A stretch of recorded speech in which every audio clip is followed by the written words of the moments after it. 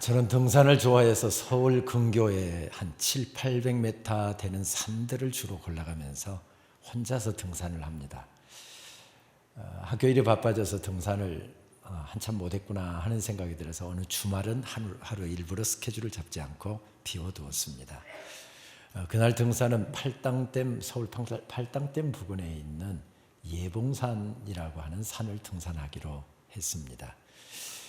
그런데 요즘 되면 양평으로 나들이길 가는 차들이 얼마나 많은지 7시만 넘으면 차가 꽉 막히기 때문에 아예 아침 6시에 출발하려고 아침 기도 마치자마자 바로 출발하기 위해서 배낭 다 챙겨놓고 아침 6시가 되자 배낭 챙겨 메고 스틱 들고 등산화 신고 현관을 바로 나가기 직전에 오늘 미세먼지가 어떻지 하는 생각이 들어서 대기질 웹을 열어보았습니다.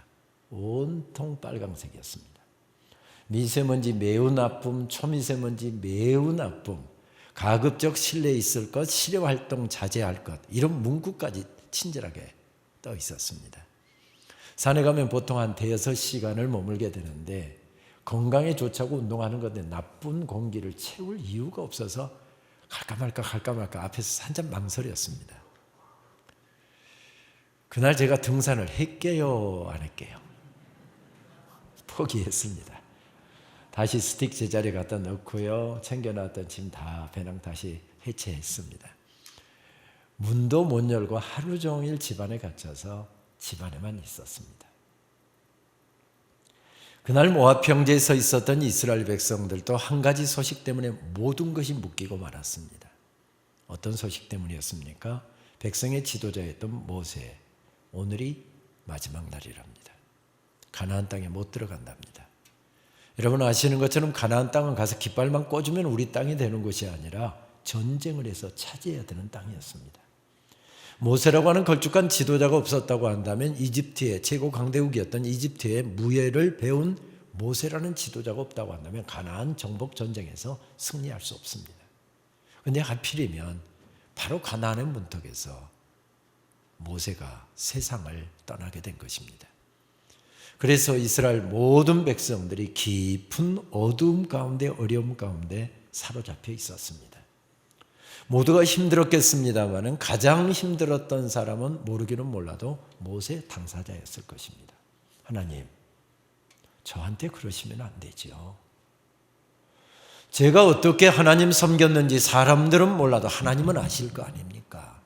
제가 어떻게 지난 40년 세월을 하나님 섬기고 교회를 위해서 충성하고 하나님의 말씀 성실하게 전했는데 어떻게 저에게 이러실 수 있어요? 이러시면 섭섭하죠. 그런 이야기가 절로 터져 나올 수 있는 그런 자리였습니다.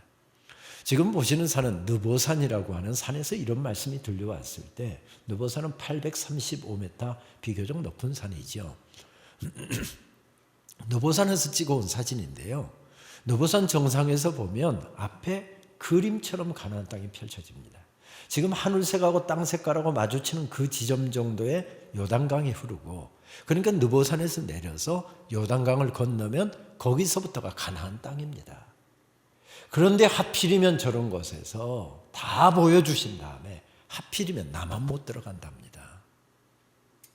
그때 모세가 얼마나 속이 상했을까요? 하나님의 말씀을 듣고 모세는 정말 섭섭했을 것입니다. 여러분들 표정 보니까 여러분들은 아멘 할렐루야 바로 천국 가겠습니다 그런 표정이신데 저는 올해 목사 된 지 35년째 되는 해인데요. 아직도 잘 안 됩니다. 그런 제 마음으로 보게 되면 모세도 정말 그때 힘들었겠구나 이런 생각이 듭니다. 그런데 말씀을 보면 모세는 이런 상황에서도 하나님의 뜻을 받아들이고 있습니다. 그리고 인생의 마지막 날 하나님께서 명하신 일들을 마지막 날까지 수행하고 호련히 천국으로 떠납니다. 그 일이 무슨 일이었습니까? 하나님께서 나는 가나안 땅에 못 들어가지만 가나안 땅에 들어갈 하나님의 백성들에게 전하라고 말씀을 가슴에 차곡차곡 던져주시는 것입니다. 그래서 모르기는 모르지만 오전에 한 번, 오후에 한 번, 저녁에 한 번 특별 집회를 열었던 것 같습니다.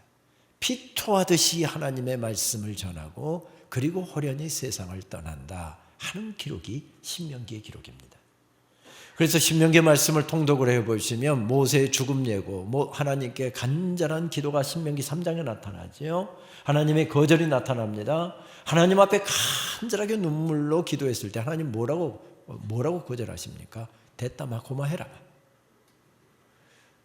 이미 마침표가 찍어진 일이니까 그것에 대해서는 언급도 하지 말랍니다. 기도도 할 필요도 없답니다. 해봐야 소용없답니다. 그런 기록이 신명기 3장에 나타나고요. 그리고 모세가 하나님의 말씀을 일어나서 인생의 마지막 날 3편의 설교를 합니다. 그리고 설교를 마친 다음에 벌떡 일어나서 혼자서 긴 찬양을 회중들 앞에서 올려드립니다. 그리고 손을 들어서 이스라엘 12지파를 축복한 다음에 모세가 세상을 떠난다. 이것이 신명기의 주 내용입니다. 어떻게 이런 상황이 되었는데도 불구하고 모세는 승리할 수 있었을까요? 그 비결을 알아야 우리도 이 어려움의 시대를 살아가면서 믿음으로 승리할 수 있지 않겠습니까? 그런데 신명기 말씀을 아무리 살펴보아도 모세가 이래서 승리할 수 있었다라고 하는 내용을 들려주고 있지 않습니다.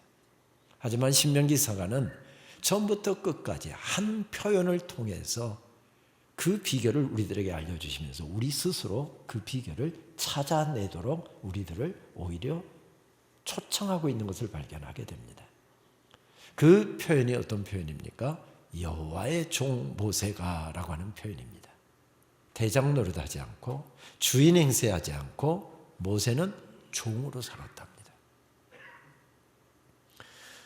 사실 모세와 같은 걸쭉한 지도자가 없었다고 한다면 그 어려운 광야길, 그 힘든 시간을 이스라엘 백성들은 헤쳐나올 수 없었을 것입니다. 물론 하나님께서 하신 일이지만 하나님과 직대면해서 하나님의 말씀을 받고 생생하게 하나님의 말씀을 들려주었던 모세라고 하는 탁월한 지도자가 없었다고 한다면 이스라엘 백성들은 그렇게 승리할 수 없었을 것입니다. 그런데 그런 종에게 하나님께서 너는 가나안 땅에 못 들어간다 이렇게 말씀하신 것입니다. 그러니까 모세는 적어도 이스라엘 백성들 공동체에서는 조금 대장 노릇을 해도 괜찮은 사람이고 주인 행세를 조금 해도 괜찮은 사람입니다. 그 정도 수고했으니까. 여기도 어쩌면 그런 분들 계실 것입니다.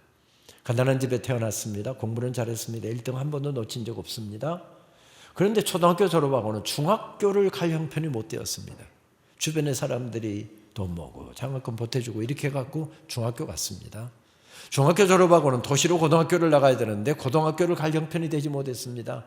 열심히 공부해서 고등학교 때부터 전액 장학금 받고 그리고 유수한 대학에 진학해서 대학도 전액 장학금 받고 열심히 공부해서 성적 관리 잘했고요. 그리고 대기업에 취직까지 했습니다. 밤새워가면서 성실하게 일하고 성실하지 머리 좋지 뭐 뛰어난 추진력 있지.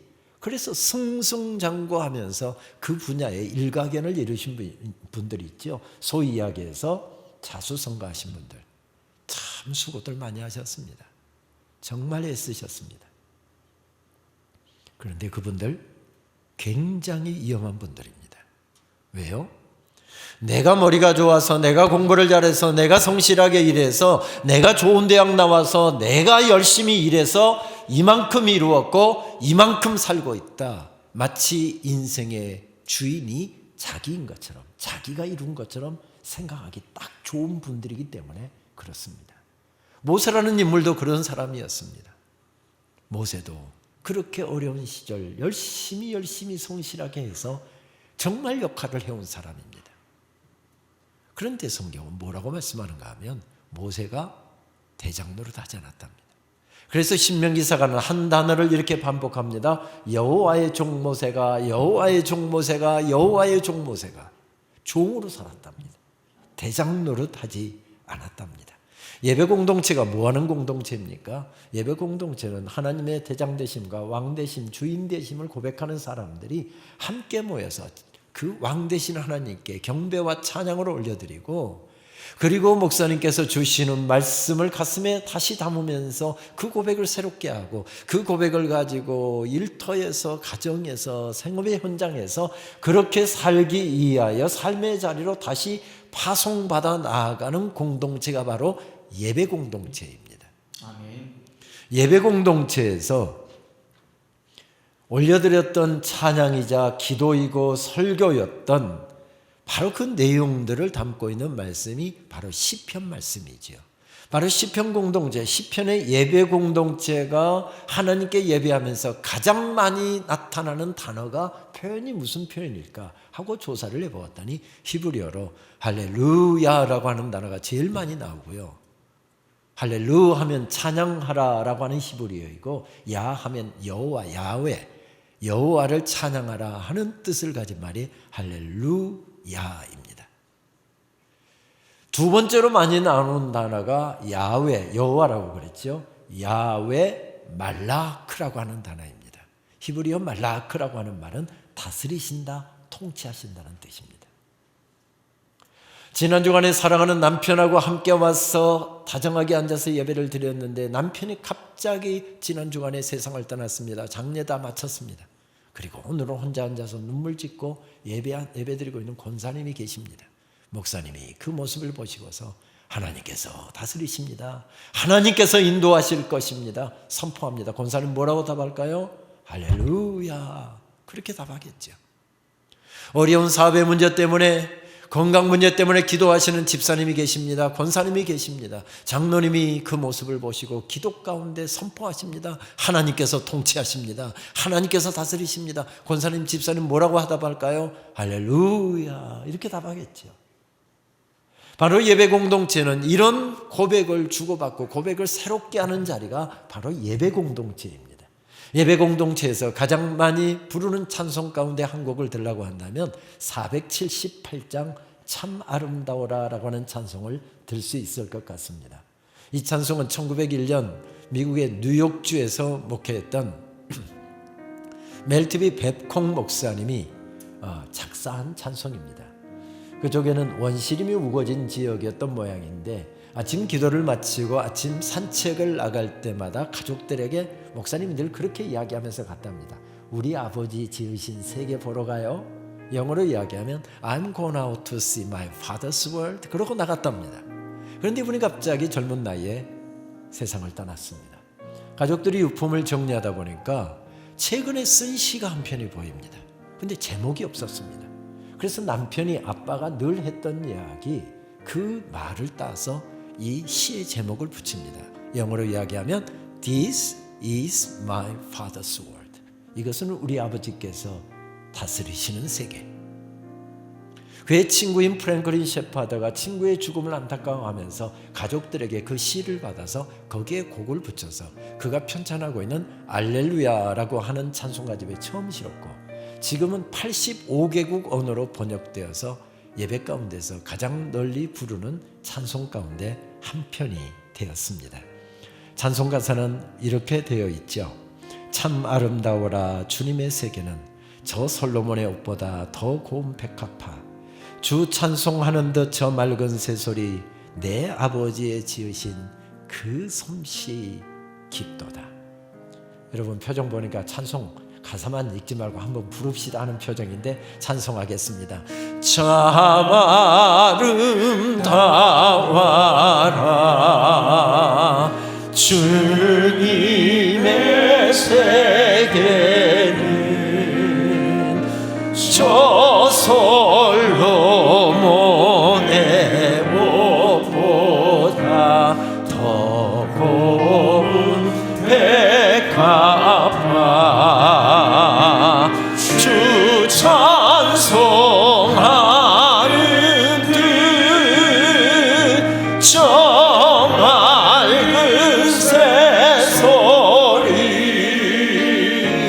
내 아버지의 지으신 그 솜씨 깊도다.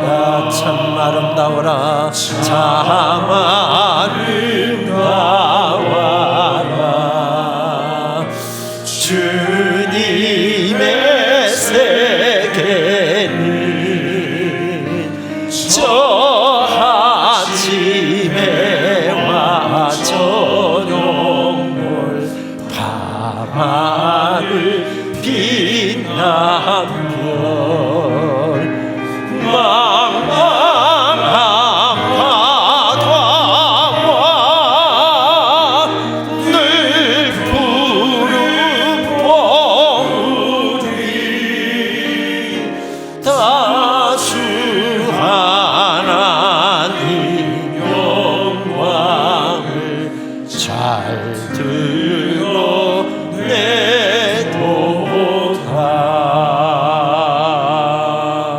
할렐루야.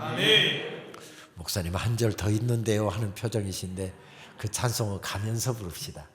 아침에 저도 목사님과 차 타고 우리 동천교회 올라오는데 뒷동산이 얼마나 아름답던지 이 찬송이 바로 생각이 났습니다. 이 찬송은 이렇게 3절로 된 찬송인데요, 본래는 6절로 되었습니다. 그런데 6절이 너무 길다고 생각했던지 미국 연합감리교회라고 그러죠, UMC에서 이 찬송가를 개편하면서 이 찬송가를 3절로 축약해서 실었습니다. 우리말 찬송은 1935년에 감리교 목사이자 소설가였죠, 전영택 목사님이 미국 감리교에 실려진 찬송가를 그대로 번역을 해서 지금 우리가 부르는 가사가 되었습니다. 그런데 창조세계의 아름다움과 그 영광을 어쩌면 이렇게 아름답게 찬양할 수 있을까라고 하는 생각이 드는 찬양인데, 이 찬양은 창조세계의 아름다움과 영광만 찬양하고 있는 것이 아니라 또 다른 사실 하나를 찬양하고 있는데, 축약을 하다 보니까 그 찬송이 가사가 빠졌습니다. 원어 6절로 된 가사 가운데 3절이 특별히 그런 가사인데요, 3절 가사는 이렇게 되어 있습니다. 원문의 분위기를 느끼기 위해서 먼저 영어로 제가 먼저 읽습니다. This is my father's world. 이것은 우리 아버지께서 다스리시는 세계. Oh, let me never forget. 우리 결코 그거 잊지 말자. That though the wrong seems often so strong. 악인이 비록 강하게 보일지라도 God is the ruler yet. 하나님께서 여전히 다스리고 계심을. This is my father's world. 이것은 우리 아버지께서 다스리시는 세계. Why should my heart be sad? 그런데 왜 우리의 마음은 슬픔에 사로잡혀 있나? The Lord is king. Let the heavens ring. 하늘이여 선포하라. 주님이 왕이시다. God reigns. Let the earth be glad. 온 땅이여 기뻐하라. 하나님께서 통치하신다. 아멘. 여러분 무엇을 강조하고 있습니까? 하나님의 통치하심. 아멘. 그 어려운 인생의 순간에 모세가 승리할 수 있었던 비결이 바로 그것이었다는 것이지요. 하나님의 통치하심, 하나님의 대장 되심, 하나님의 왕 되심. 내 인생을 여기까지 인도하신 분이, 여기까지 다스리시고 통치하신 분이 하나님이셨습니다. 아멘. 하나님이 내 인생의 대장이십니다. 하나님이 주인이십니다. 하나님이 왕이십니다. 아멘. 그런데 하나님께서 쉬라고 말씀하시는 것입니다. 그래서 모세는 이 고백을 가지고 벌떡 일어나서 두 손을 높이 들고 이렇게 고백합니다. 하나님, 내 인생은 비록 여기서 끝나지만 영원한 천국으로까지 인도하실 하나님, 저는 그 하나님을 신뢰합니다. 아멘. 신뢰합니다. 이 고백을 가지고 벌떡 일어서고 있습니다. 그리고 그 고백을 가지고 피투하듯이 마지막 세 편의 설교를 하고 하나님의 인도하심과 뜻을 따라서 혼연히 세상을 떠나고 있습니다. 오늘 읽은 신명기 6장의 말씀은 세 편의 설교 가운데 제일 긴 설교가 두 번째 설교인데요, 5장에서 16장까지 나타납니다. 거기에 첫 부분에 해당되는 말씀입니다. 모압 평지에 이스라엘 백성들 다 모아놓고 지금 두 번째 설교를 하고 있습니다. 히브리어로 설교했겠지요. 모압 평지에서 이렇게 모세의 설교가 시작됩니다. 쇼마 이스라엘, 이스라엘아 들으라. 쇼마라고 하는 말은 흔히 우리가 쉐마 이렇게 지칭하는데 정확한 히브리어 발음은 쇼마입니다. 들으라라는 뜻이죠. 조금 더 이것을 더 생생하게 번역하면 주목 이런 뜻입니다. 지금 아이들이 쉬는 시간에 왁자지껄 떠들면서 장난질하고 놀고 있습니다. 쉬는 시간 끝나고 수업 시간이 시작된지도 모르고 장난질하고 있습니다. 선생님이 들어온 줄도 모르고 있습니다. 선생님이 그때 어떻게 하죠? 교탁을 주먹 이렇습니다. 그러면 아이들이 하던 거 다 내려놓고 선생님을 바라봐야 되는 겁니다. 선생님 이야기에 귀를 기울여야 되는 겁니다. 이런 단어가 주목이라는 뜻이고 히브리어의 쇼마라고 하는 뜻입니다. 남자분들 이렇게 자세하게 설명을 해드려도 별로 감동을 안 하시는데 군대 용어로 이번에는 제가 번역해 드릴게요. 군대 용어로 쇼마라고 하는 말을 번역하면 동작 그만 이 뜻입니다. 흔히 남자분들 군대 생활할 때 밤 9시가 점호 시간이잖아요. 점호가 끝나야 밤 10시에 지침이 들어가는 겁니다. 굉장히 엄격하게 진행됩니다. 그러니까 점호 준비, 9시 점호 준비를 7시, 8시 열심히 준비합니다. 청소하고 정리하고요. 또 무슨 외워야 될 것 준비하고요. 이렇게 합니다. 다 분주하게 뛰고 있는데 혼자 여유롭게 앉아서 텔레비전 보고 있는 친구는 제대 보름밖에 안 남겨놓은 고참병장입니다. 아무도 그 친구에게는 뭐라 하지 않습니다. 그런데 당직 사관인 소대장이 딱 들어오더니 당직 사령인 중대장이 딱 들어오더니 동작 그만 이렇습니다. 그러면 하던 것 다 멈춰두고 지휘관을 쳐다봐야 되는 단어가 바로 쇼마라고 하는 뜻입니다. 만약에 지휘관의 이야기를 듣지 않는다고 한다면 그 친구는 고참 병장이든 이제 신참병이든 야단을 맞습니다. 이것이 쇼마라고 하는 뜻입니다. 그러면서 들려오는 말씀은 오늘 읽은 말씀 기다랗게 말씀이 펼쳐지는데 그 말씀 오늘 본문은 4가지로 축약할 수 있을 것 같습니다. 첫째, 마음과 뜻을 다하고 힘을 다하여 하나님을 사랑하십시오. 둘째, 이 말씀을 여러분들의 마음에 새기시고 여러분들의 자녀들에게도 그것을 가르치십시오.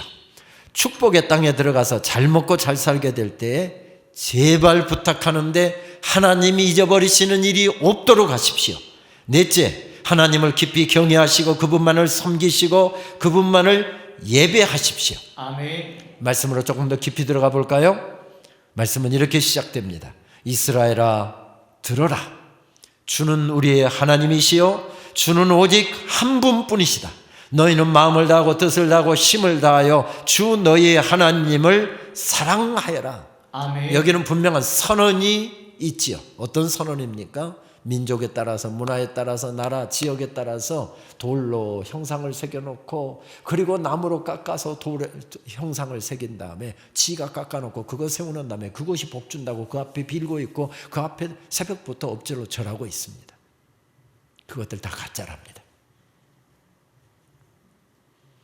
살아계신 유일한 신은 여호와 하나님 한 분뿐이시다. 아멘. 너희는 그 하나님을 섬기는 사람이 되었는데 그 하나님이 정말 유일하신 신이라고 하는 사실을 너희들이 믿고 있다고 한다면 그 하나님 섬길 때 대충 아무렇게나 기분 따라 환경 따라 여건 따라 마음이 내키면 예배하고 마음 안 내키면 예배 안 하고 이렇게 섬기지 말고 그 하나님 섬길 때 너의 마음 전부 뜻 전부 정성 전부 힘을 전부 다 합해서 그 하나님을 섬기고 사랑하랍니다. 아멘. 이것이 오늘 말씀에 주시는 명령입니다.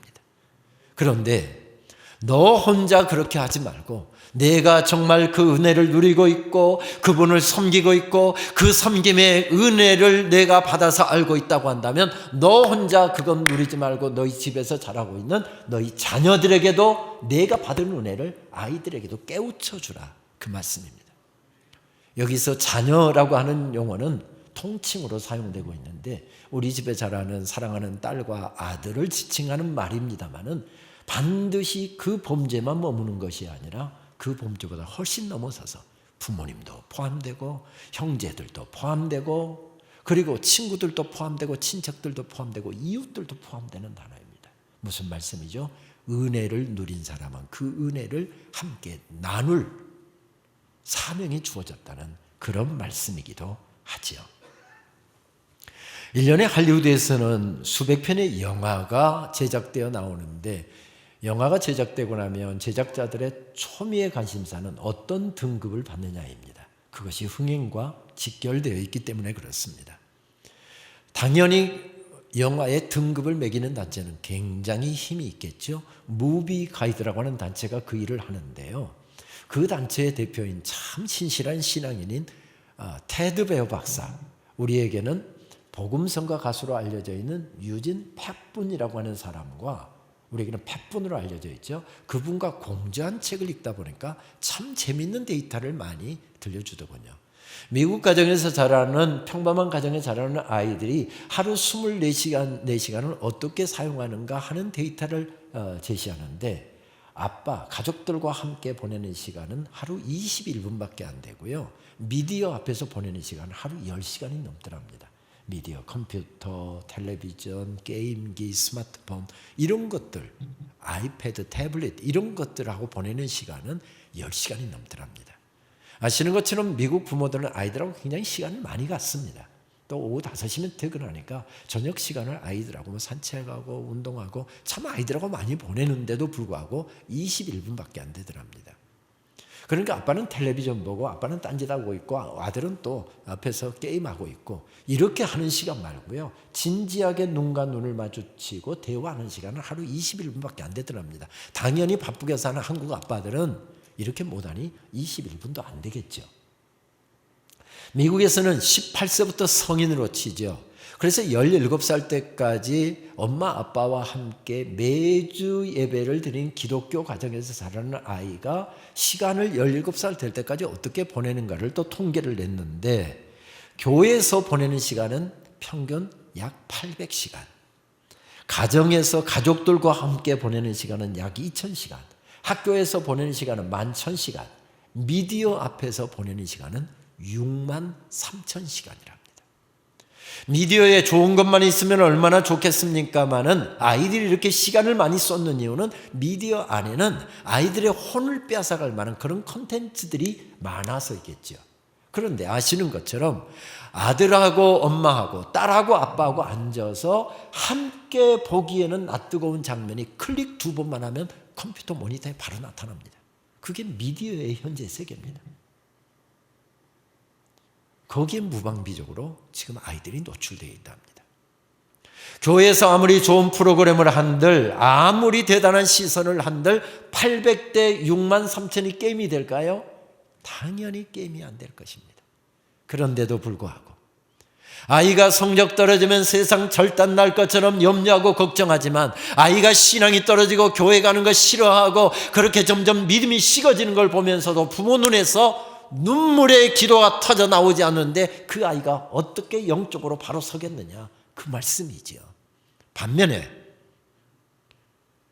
아이의 영혼을 위해서 눈물로 기도하는 엄마가 있고 아빠가 있으면 그 아이는 세워진다는 그런 말씀이기도 하지요. 그렇습니다. 모세가 그 영적 원리를 깨달았습니다. 하나님, 저한테 이러시면 안 되죠. 절로 원망이 터져 나오고 섭섭함이 번지는 그런 시간이었는데, 모세는 내가 바로 서야 저 이스라엘 백성들이 바로 선다. 내가 견고하게 서야 저 백성들도 바로 선다. 이런 인생의 답답한 순간에도 억울한 순간에도 내가 믿음으로 승리하리라 하고 벌떡 일어섭니다. 그 영적인 원리를 알았던 것이죠. 그렇습니다. 우리는 결코 쓰러져서는 안 되는 엄마입니다. 아빠입니다. 이것을 우리는 흔히 버팀목이라고 이야기하죠. 어린 나무에게는 반드시 버팀목이 필요합니다. 버팀목이 다 받치고 있으면 그 나무는 건장한 나무로 자라고 꽃을 피고 열매를 맺는 나무가 됩니다. 버팀목이 없는 나무는 거친 비바람에 쓰러져서 열매는커녕 그대로 뿌리채 뽑혀서 죽습니다. 그렇습니다. 이것이 하나님 나라의 영적인 원리입니다. 교회도 버팀목이 있어야 합니다. 하나님의 사역에도 버팀목들이 있어야 됩니다. 가정에도 버팀목이 있어야 됩니다. 우리 목사님의 사역에도 버팀목이 있어야 됩니다. 버팀목이 있을 때 사역도, 교회도, 우리 목사님의 사역도, 우리 가정도, 자녀들도 견고하게 세워진답니다.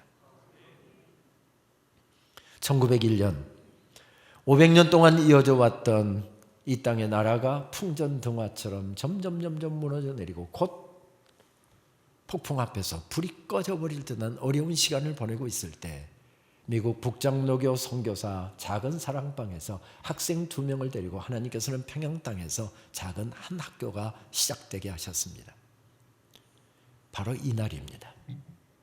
그리고 그 학교는 6년 후에 일회 졸업생 7명을 배출합니다. 이름하여 길선주, 양전백, 서경조, 한석진, 송인서, 방기창, 이기풍. 우리 이름, 우리 귀에도 익숙한 우리 교단의 최초의 목사님들이고 한국교회 최초의 목사님 7분이었습니다. 이분들의 나이를 조사해 보았습니다. 38살짜리가 1명, 대학을 졸업했는데 나이가 고령이죠. 38살짜리가 1명, 40살짜리가 3명, 58살짜리도 2명이나 됐습니다. 왜 나이가 중요한가 하면 그때 한국 남자의 평균 수명이 만 40이었습니다. 그러니까 한 2년이라도 써먹을 수 있는 사람은 7명 중에서 몇 명입니까? 딱 1명밖에 없었고요. 나머지 사람들은 언제 세상 떠날지 모르는 기대가 되지 않는 인물들이었습니다.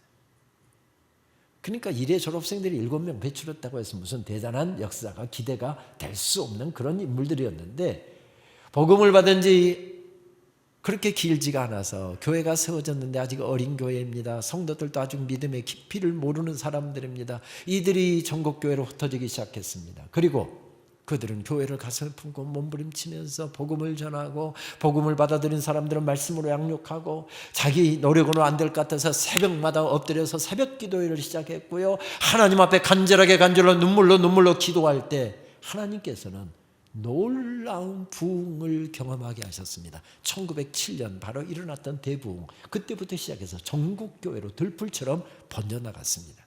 그리고 이 어린 교회는 이들의 버팀목들이 있었기 때문에 예수님 승천하신 이후 2000년 교회 역사 가운데서 가장 큰 부흥의 역사를 경험한 교회로 아직까지 남아 있습니다. 바로 우리 한국교회이죠. 별로 기대가 되지 않는 인물들이었지만 이들이 견고하게 서고 버팀목 역할을 했을 때 하나님의 교회가 우뚝우뚝 세워지는 것을 경험했기에 이 학교는 그 어려움 가운데서도 이 버팀목이 될 주의 종들을 키우기 위해서 발버둥 쳤습니다. 이 귀한 사역을 위해서 버팀목 역할을 해주었던 사람은 미국 남장로교 교인들, 북장로교의 교인들, 캐나다 장로교의 교인들, 호주 장로교, 빅토리아 장로교의 교인들이었습니다. 호주, 캐나다, 미국에 저희 나라에 선교사를 파송해줬던 고마운 교회들을 가서 찾아가 보니, 또 만나서 이야기를 해보니 먹을 것 먹지 않고, 가고 싶은 거 가지 않고, 입고 싶은 것 입지 않고, 그러면서 1불, 2불씩을 헌금하고 모아서 이것을 학교에 장학금으로 보내고 선교비로 보내서 학교가 이 사명을 감당할 수 있도록 도와주었습니다. 초창기의 버팀목들은 바로 그분들이었습니다. 그렇게 해서 세워진 학교는 1930년대가 되면서 큰 위기에 봉착을 했습니다. 왜냐하면 비밀리에 은밀하게 진행됐기 때문에 발각이 되지 않았다가 일본 경찰의 끊임없는 추격 끝에 이 학교 졸업생들이 3.1운동의 주역들이었다라고 하는 사실을 발견이 되면서 엄청난 어려움 가운데 빠져들었습니다. 민족대표 33인 가운데 이 작은 학교 졸업생들 6명이 민족대표의 이름을 올렸고요. 그리고 대표의 이름은 올리지 않았지만 각 지역에서 만세운동을 주도했던 사람들이 다 이 학교 출신들 목회자들이었습니다. 그리고 그 교회의 교인들이었습니다. 그리고 그 학교의 설립자이자 초대 교장이었던 사무엘 마페 선교사님, 한국 이름으로는 마포 삼열 선교사라고 부르죠. 그 선교사님은 일본 경찰이 들이닥쳐서 압수수색에 들어갔는데 지하실에서 옛날에 그 철필로 글씨를 써서 밀어서 인쇄를 했잖아요. 가르방이라고 그랬죠. 바로 독립신문을 그 집 지하실에서 제작을 해서 프린트를 한 다음에 이걸 전국에 배포하는, 그러면서 끊임없는 일본 경찰의 암살 위협에 시달려야 됐고, 이 학교에 아주 치밀하게 또 아주 거절할 수 없도록 신사참배의 위협이 들어왔습니다. 1936년 결국은 그 마포 삼열 선교사님은 일본의 암살 위협을 견디지 못하고 미국으로 돌아갔는데, 본인은 죽더라도 나는 내 몸뚱아리를 조선 땅에 묻겠다라고 했는데, 교인들이 기차표를 끊고 선표를 끊고 강제로 기차에 태우고 부산에서 배를 태워서, 그리고 바로 미국으로 피신을 시켰습니다. 그래서 1936년에 미국으로 돌아갔는데요, 바로 그 떠나기 직전 1936년 2월 16일에 시카고에 있는 학교죠, 히튼 칼리지에서 공부하고 있는 아들에게 보낸 편지가 현재 장신대 박물관에 보관되어 있는데 내용이 이런 내용입니다. 우리에게는 여전히 조선교회, 우리 학교, 그리고 우리 모두를 위한 너희들의 기도가 정말 필요하구나. 요즘 우리는 매우 심각한 문제들과 맞닥뜨리고 있다. 어쩌면 우리가 학교를 잃게 될지도 모르겠다. 하지만 그 어떤 권리를 박탈당한다 한들 우린 결코 태양신의 사당에 절할 수는 없지. 일본 신사를 이야기하는 거죠. 주께서 통치하신다. 결국 이런 편지들을 남기고 그는 미국으로 돌아갔고요. 그리고 학교는 1938년 문을 닫을 수밖에 없었습니다. 학생들에게 1938년 8월 31일부터 개강을 한다고 전부 다 통지를 보냈는데 8월 21일 날 긴급 교수회가 소집이 되었습니다. 그리고 결국 학교를 폐교하기로 결정을 합니다. 800만 잡신을 섬기는 일본의 신사에 예배하고 그 앞에 엎드리느니 우리는 차라리 학교 문을 닫겠다. 그리고 학교 문을 걸어 잠궜습니다. 그리고 교수들은 학생들이 있는 마을로 찾아가서 신학교육을 이어갔습니다. 그리고 해방 후에 다시 평양 땅에서 학교 문을 열었지요. 또 다른 세력이, 이업 세력이 다가왔습니다. 공산주의, 무신론주의자들인 공산주의자들이었습니다. 무신론주의자들에게 협조하라는데 하나님을 믿지 않고 거부하는 사람들과 어떻게 손을 잡습니까? 끝까지 거부하다가 4대 교장이었던 김인준 목사님 같은 경우에 끌려가서 결국 총살을 당했습니다. 제가 22대 총장인데요. 그러니까 4대 총장은 끌려갔습니다. 어디까지 끌려갔냐면 시베리아까지 끌려갔습니다. 이분이 영어, 제가 공부했던 유년에서 박사학위를 3년 만에 마친 분이고 남궁혁 박사에 의해서 한국인으로서 2호 박사가 돼서 들어왔는데요. 영어가 탁월했고 러시아까지 탁월했답니다. 그러니까 끌려가서 공산당들이 끌려갔는데 러시아, 소련 사람들하고 막 직접 말로 하면서 이렇게 막談판을 지으니까 거기서 어떻게 할 수가 없으니까 시베리아까지 끌고 와서 그래도 말 안 들으니까 거기서 총살을 시킨 겁니다. 5대 교장이었던 이성희 박사도 결국은 순교를 당했습니다. 이분은 샌프란시스코 신학교에서 박사학위를 했기 때문에 그 학교 본관에 가면 이분의 순교자의 명예전당에 그분의 사진이 올라와 있습니다. 도저히 평양에서는 더 이상 신학교육을 이어갈 수가 없어서 생명보다 귀한 학교 건물, 성도들의 정성으로 세워진 그 모든 시설들을 다 내버려두고 그냥 무작정 서울로 내려왔습니다. 1948년의 일이었습니다. 이것저것을 배회하다가 1949년부터 정부의 허락을 받아서 조선 신궁터, 남산에 있는 그 신궁터, 다른 적산가옥들은 힘 있는 사람들이 다 차지했지만 800만 잡신들을 섬기던 그곳에 누구도 근접을 못해서 그곳에서 신학교육을 이어갔습니다.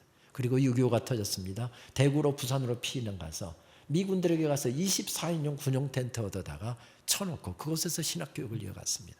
그리고 우여곡절 끝에 1960년부터 서울 강장동 아차산 자락에 자리 잡은 장로의 신학대학교 이야기입니다.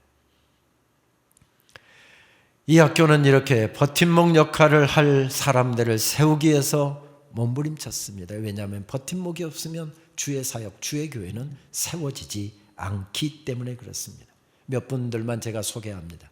일제 치하에서 허덕이고 있던 교인들을 말씀으로 깨웠던 부흥사 길선주 목사님과 제주 선교와 섬 선교의 선구자였던 이기풍 목사님이 1기 졸업생, 신유의 기적을 통해서 놀라운 부흥의 역사를 전국에 일으켰던 김익두 목사님이 3기 졸업생, 호남의 성자로 알려져 있는 한센인들의 아버지, 그리고 애양원을 처음 시작했던 최웅종 목사님이 13기 졸업생, 일제에 항거하다가 끝까지 굽히지 않고 항거하다가 고문을 이기지 못하고 옥중에서 순교하신 주기철 목사님이 19기 졸업생, 한선인들을 가슴에 품고 평생 사랑의 목회를 펼치다가 신사참배로 옥고도 치르셨고 해방을 맞아서 다시 한선인들을 목회하다가 여수의 길거리에서 공산군들에게 붙잡혀서 총살을 당해 순교하신 손양원 목사님이 33기 졸업생. 제일 중요한 것은 생명샘 동청교회 이임 목사님은 몇 기일까요? 86기 졸업생. 지난 2월에 115기까지 배출을 했고 이제 117기로 졸업할 준비를 박하랑 전도사가 아버지에 이어서 준비하고 있습니다. 그렇습니다. 작년 개교 120주년을 준비하면서 하나님 앞에 엎드릴 때 제 마음에 주신 음성은 한 가지였습니다. 이 어려운 때 교회와 성도들, 나라와 민족을 세울 수 있는 버팀목들이 될 사람들을 세우라. 이것이 하나님께서 저에게 주신 명령이었습니다. 그렇습니다. 교회도 가정에도 사역에도 버팀목들이 필요합니다. 버팀목이 우뚝 서 있는 그곳에서 세워지는 역사는 계속되고요, 하나님의 사역은 힘있게 진행되게 될 것입니다. 코로나 이후로 예배가 어려운데 예배를 위해서 지금 집중적으로 기도하시는 권사님들이 계시고 장로님들이 계시고 성도님들이 계실 때 예배는 견고하게 세워질 것이며, 교회학교 사역을 위해서 간절하게 기도하시는 교사들이 있고 이 일을 위해서 기도로 통용하시는 버팀목들이 있을 때 교회학교 사역은 이 어려운 상황 가운데서도 힘있게 세워지게 될 것입니다. 아멘. 코로나로 인해서 대부분의 교회가 새벽 기도회를 모이지 못했죠. 저희 학교도 마찬가지였습니다. 영상으로 찍어서 체프를 학생들이 시청하면 참석하는 것으로 했고, 새벽 기도회도 마찬가지였습니다. 아무래도 집에서 기도할 수밖에 없는 상황이었지만 교회 가서 기도해야 제대로 기도가 되는데 늘 목마름을 갖고 있는데, 교회 주변 교회 어느 교회도 새벽 기도를 하는 교회가 없어서 제 서재에 엎드려서 기도하고 있었습니다. 어느 날은 학교를 위한 기도가 유난히 간절했습니다. 그리고 기도를 하고서 기도를 마치고 딱 눈을 떴는데 제일 먼저 제 눈에 들어왔던 한 광경이 있었습니다. 제 서재 베란다에 이집트에서 가져온 파피루스가 자라고 있는데 그게 딱 눈에 들어온 것입니다. 저렇게 파랗게 자라고 있는 나무인데 수생식물이어서 물을 충분히 공급해 줘야 되는데 제가 바쁘다 보니까 깜빡 물 주는 것을 잊어버린 모양입니다. 그래서 누렇게 다 변했더라고요. 그거 다시 재생이 안 되니까 그걸 다 가위로 잘라냈습니다. 바로 버리면 부피가 크니까 좀 말려서 버려야 되겠다 하고서 그걸 펼쳐놓았습니다. 저건 지금 제 서재에 그때 펼쳐놓았던 그것을 사진 찍어 놓은 것입니다. 저걸 딱 보는 순간적으로 하나님께서 통찰력을 주시는 것입니다. 아, 저거다.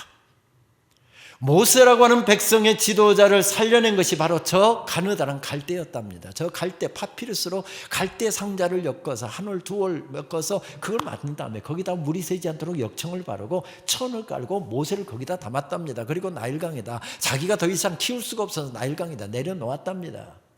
나일강이 살려줄까요? 아니었습니다. 나일강이 살려줄 것 같아서 나일강에다 내려놓은 것이 아니라 다른 자식들 죽일 수가 없어서 어쩔 수 없이 내려놓는데 누구 품에다 내려놓았습니까? 하나님 품에다 내려놓은 것입니다. 하나님, 저희에게 주신 자녀 저희들이 더 이상 키울 수가 없어서 하나님 손에 내려놓습니다. 이 아들 살려주십시오. 이 아들 하나님께 올려드립니다. 눈물의 기도로 저 한 올 한 올 파피루스를 엮어서 상자를 만든 다음에 거기다 모세를 담아서 모세를 살려냈답니다. 아, 저거다. 그래서 갈대상자가 그 말씀을 펴서 읽고 또 히브리 원어 성경을 찾아서 읽는데 놀랍게도 갈대상자라는 단어가 테바라고 하는 단어를 사용하더라고요. 테바라는 히브리어를 연구해 보니까 성경에 딱 2번밖에 안 나오는 단어더라고요. 창세기 6장에서는 노아의 방주할 때 방주로 번역되었고, 출애굽기 2장에서는 이 테바라라는 단어가 갈대상자로 번역이 됐더라고요. 저거다. 하나님의 일꾼들을 담은 테바 프로젝트를 시작하자. 그리고 다시 그 사역을 해서 기도하고 났더니 다시 엎드려서 기도하는데 하나님께서 문구까지 다 주시더라고요. 친절하시기도 하셔라. 그때 받은 문구입니다. 월커피 2잔 1만 원을 전략하여 선지 동산에 보내주시면 모세와 같은 영적 지도자가 우뚝 세워질 것입니다. 하나님께서 주셔서 이렇게 멋지구나. 저는 이런 문구 만들 뭐가 없는데. 그리고 시작했던 게 테바 프로젝트였습니다. 2020년도 9월 총회에서 전임 총장의 인준이 부결되면서 학교는 큰 위기에 빠져들었습니다. 더군다나 외부에서 이것과 관련해서 얼마나 학교를 공격해야 되고 저를 공격해야 되는지 정말 견디기가 어려울 정도였습니다. 기도가 아니면 정말 버틸 수가 없었고요. 또 총장이 되다 보니 다 나서서 어떻게 법적 대응할 수도 없고, 또 기사에다가 나오는 이 찌라시 신문의 수준에다가 전부 다 제가 일일이 대응할 수도 없고, 하나님 앞에 엎드려서 얼마나 울었는지 모릅니다. 속이 얼마나 새까맣게 타들어갔는지. 총장 되고 나서 한 3개월 동안 7kg가 빠지더라고요. 그런데 어느 날 새벽 4시에 일어났습니다.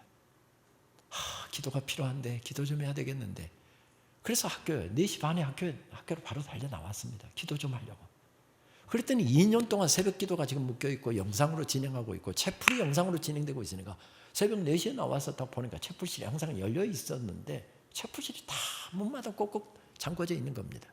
경비가 깨어 있으니까 와서 문 좀 열라고 하면 다 가능하지만 총장이라는 사람이 새벽 4시에 와서 문 열어라 문 닫아라, 갑질한다고 생각할까 싶어서 문 열란 이야기 못하고 총장실로 올라가서 기도하면서 바로 새벽 기도 시작해야 되겠구나.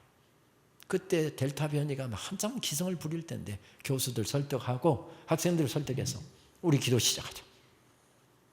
현장에 나와서 기도하고 싶은 사람 우리 같이 기도하자. 그리고 대신 못 나오는 사람들은 영상 송출할 테니까 대신 실시간으로 기도한다. 그리고 기도회를 바로 시작했습니다. 기도가 필요해서요. 그렇게 엎드려서 기도하는 가운데 하나님께서 주신 것, 이 학교에 제일 필요한 것은 재정적인 후원이 제일 필요한 것이 아니라 기도가 필요하구나. 그래서 기도 후원 동역교회 프로젝트를 시작했습니다. 그렇습니다. 버팀목들이 있는 곳에서 세워지는 역사는 계속된답니다. 학교의 개교기념 행사 일환으로 십자가 전시회가 열린 적이 있습니다. 젊은 작가들이 이 목공예를 통해서 십자가를 만들었는데 정말 기발한 아이들로 멋진 작품들이 많이 전시가 됐는데 그중에서 단연 저의 눈길을 끌었던 것은 정지은 작가의 통곡하는 여인이라고 하는 제목의 작품이었습니다. 그때 찍어놓은 사진이었는데요. 한 여인이 강대상 앞에 엎드려 방석에 앉아서 엎드려 기도하고 있습니다. 그런데 얼마나 눈물로 기도했는지 그 여인 앞에 눈물이 강수를 이루어서 눈물 자욱이 이렇게 고여 있습니다. 그 바쁜 와중에도 한 달여 전시하는 동안 10대번은 저 작품 앞에 가서 서보았던 것은 저 이야기는 제 어머니의 이야기거든요. 저도 초등학교 졸업하고 중학교도 가기 어려운 집안에서 태어났고요. 도시로 고등학교를 나가야 되는데 고등학교를 갈 수 없는 형편에서 저는 자랐습니다. 그래서 저는 잠만 일어날 수만 있으면 어머니 따라서 새벽기도 다녔습니다. 초등학교 5학년 때부터 어머니 따라 새벽기도 다니면서 저는 이쪽에서 하나님 저 중학교 보내주세요. 저 중학교 보내주세요. 저는 여기서 기도하고 있었고 저희 어머니는 이쪽에서 하나님 우리 아들 저렇게 공부하고 싶어 하는데 가르칠 힘이 없습니다. 하나님 우리 아들 중학교 보내주시옵소서. 제가 바로 형제들의 도움으로 중학교 갔습니다. 중학교 졸업하고는 도시로 고등학교 나가야 되는데 하나님 우리 아들 공부하고 싶어 하는데 지가 공부하고 싶은 만큼 공부할 수 있도록 길 열어주십시오. 어머니의 기도 때문에 제가 공부하고 싶은 만큼 공부했거든요. 어머니의 기도가 저를 세웠거든요. 그러니 그 작품 앞에 가서 서지 않을 수가 없었습니다. 작품 앞에 가서 서면 하나님께서 설 때마다 늘 마음의 음성을 들려주셨는데 내 사랑하는 아들아 지금 눈물 젖은 들판에 서서 원망하고 좌절하고 방황하고 정말 한숨 쉬는 사람이 필요한 것이 아니라 엎드리는 사람이 필요하단다. 엎드리는 사람이 있을 때 세워지는 역사는 계속된단다. 아멘. 내가 바로 그런 사람이 되어라. 내가 바로 그런 사람이 되어라. 하나님께서 제게 주신 음성이었습니다. 저것이 어찌 제 어머니의 이야기만이겠습니까? 우리 박기환 목사님의 어머니의 이야기고 우리 장로님의 어머니의 이야기고 우리 성도님들의 어머니 이야기 아닙니까? 그 눈물 젖은 기도가 있었기에 우리가 이만큼 살고 있는 것이고 이만큼 누리고 살고 있는 것 아니겠습니까? 우리는 어머니 기도 때문에 잘 먹고 잘 살았습니다. 그런데 우리 자녀들에게 내가 기도의 버팀목이 되지 못하고 영적인 버팀목이 되지 못하고 세상 떠난다고 한다면 우리는 잘 산 사람은 아니지 않겠습니까? 그렇습니다. 모세가 그것을 깨닫습니다. 돌이켜보니 은혜 아닌 것이 없습니다. 하나님의 은혜로 살았습니다. 은혜로 살았는데 하나님께서 수고했다고 나를 천국으로 불러들이신답니다. 영원토록 살 천국을 허락해 주신다니 그것도 은혜이구나, 은혜이구나. 그 감격으로 일어섭니다. 미국의 캘리포니아 주에 가면 레드우드 서식지가 많이 있지요. 그래서 주립공원, 국립공원이 많이 세워져 있는데 특별히 유명한 국립공원인 요세미티 국립공원에 갔더니 레드우드 이 서식지가 엄청나더군요. 이 나무는 130m까지 자라는 세계 최고로 높이 자라는 나무 가운데 한 그루인데요. 여러분 사람 크기를 보면 저 나무가 얼마나 거대한 나무인지 그때 찍어둔 사진들인데 가늠할 수 있습니다.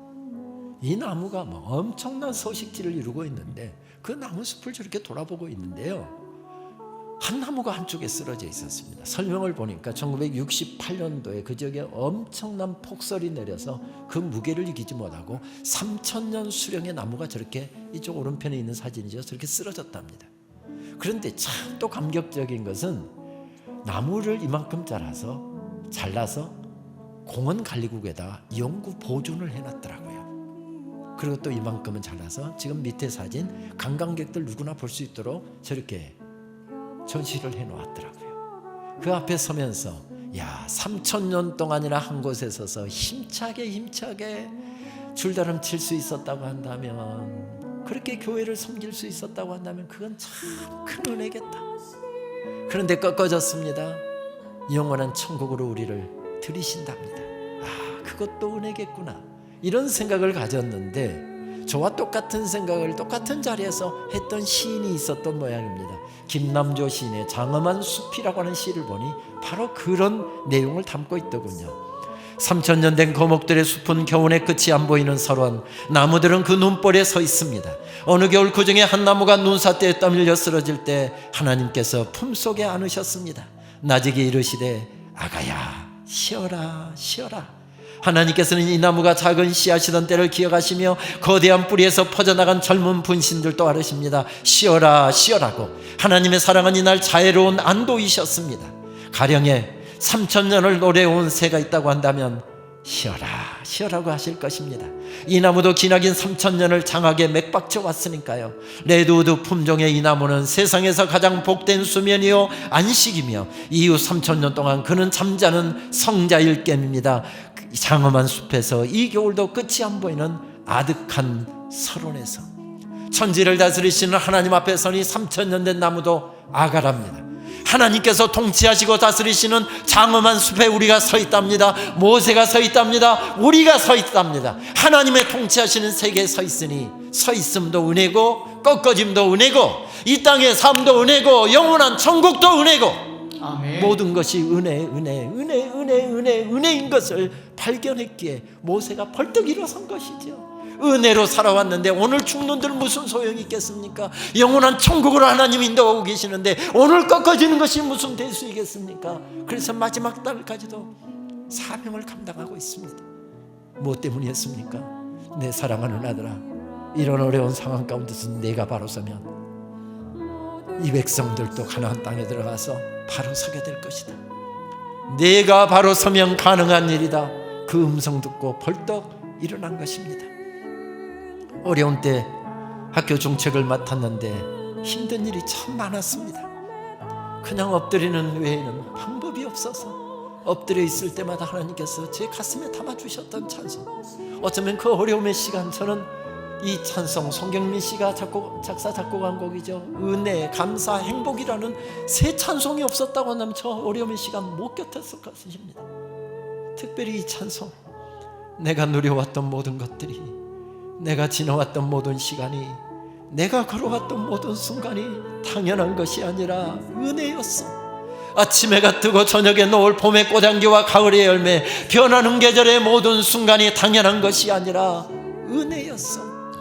내가 이 땅에 태어나 사는 것, 어린아이 시절과 지금까지 숨을 쉬며 살며 꿈을 꾸는 삶, 당연한 것이 아니라 은혜였어. 내가 하나님의 자녀로 살며 오늘 찬양하고 예배하는 삶, 복음을 전할 수 있는 축복이 당연한 것이 아니라 은혜였어. 모든 것이 은혜, 한없는 은혜. 내 삶에 당연한 건 하나도 없었던 것을 모든 것이 은혜였어. 시간이 가지만 마지막 부분을 한번 우리 고백하도록 하겠습니다. 모든 것이 은혜,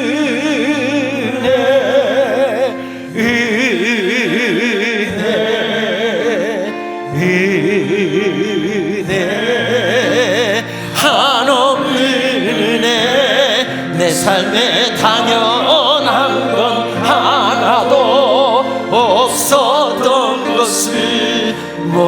것이 은혜. 우리 두 손을 높이 들고 한 번 더 고백할까요? 모든 것이 은혜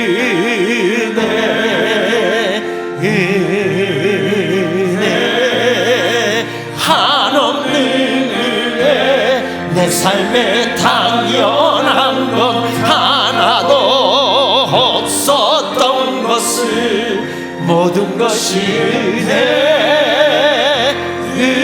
은혜였소.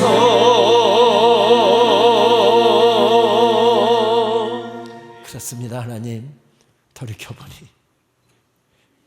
은혜. 내 삶에 당연한 것은 하나도 없었고 모두가 은혜였음을 발견하게 됩니다. 주님 감사합니다. 주님 감사합니다. 그 눈물 젖은 푸른 오래 들판에서 하나님의 말씀 붙잡고 하나님의 은혜를 깨닫고 벌떡 일어났던 모세처럼, 그래서 민족을 세우고 교회를 세우고 사역을 세웠던 것처럼 주여, 우리들도 이 눈물 젖은 어려움의 시간들 속에서 벌떡 일어나게 하여 주옵소서. 아멘. 내가 바로 서면 가능한 일이다. 들려주신 말씀 받고 자녀들을 세우기 위하여, 가정을 세우기 위하여, 교회를 세우기 위하여, 사역을 세우기 위하여 몸부림칠 때 우리 인생 마지막 날 드릴 수 있는 고백, 주님 은혜였습니다. 감사합니다. 그 고백 주께 올려드리는 우리 인생길 되게 하여 주옵소서. 아멘. 예수님의 이름으로 기도하옵나이다. 아멘. 아멘.